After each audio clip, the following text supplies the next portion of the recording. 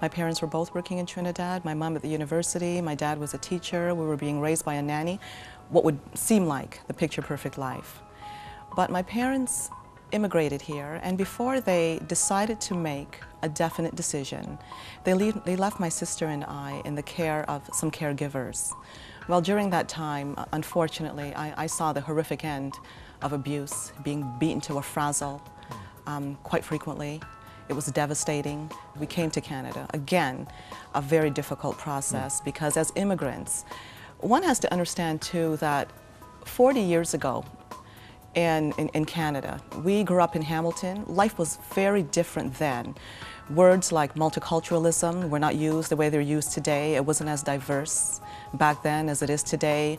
Visible minorities were not accepted as they are today. So my sister and I were victims, if you want to put it this way, of bullying because of our backgrounds. When I was an early teen, I started to read information about the occult, and it grew from there.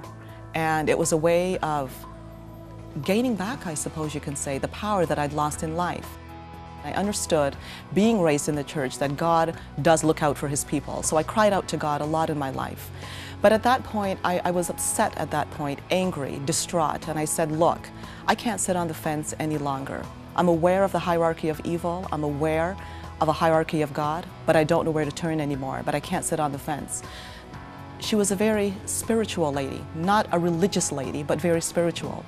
But her belief was in Christ. I asked her a lot of questions, and she just knew the right answers to say. And not only this, but I saw an amazing love in this woman, something that I hadn't seen, that I hadn't known in the past. And it drew me to this. The transformation after finding the Lord was it was abrupt.